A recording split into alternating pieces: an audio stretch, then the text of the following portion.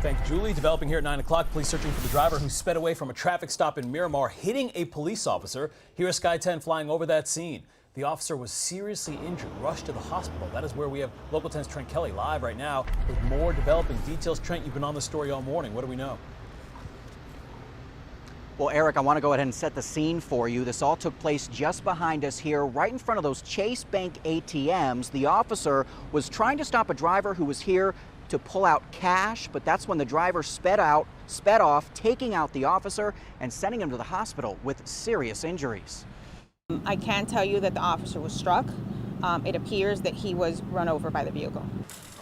Miramar police taping off the parking lot of this public shopping plaza after an officer was run over by a car as it sped away from a traffic stop. Cameras rolling as that officer was rushed to Memorial Regional Hospital a short time later, the officer grimacing in pain while appearing to have a splint strapped on his left leg. He's obviously still being evaluated.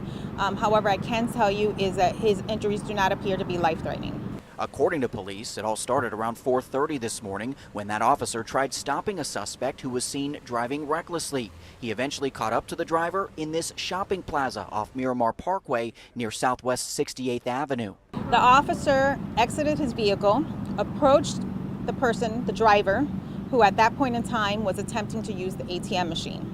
But that's when cops say the driver hopped back into their car and took off. The officer hit in the process. Investigators spending hours at the scene this morning searching for evidence and at one point appearing to pick up the officer's duty belt. The driver that hit him still on the run. We're going to look at every piece of video that we have, surveillance cameras, ATM video, and everything that can help us, identify the individual.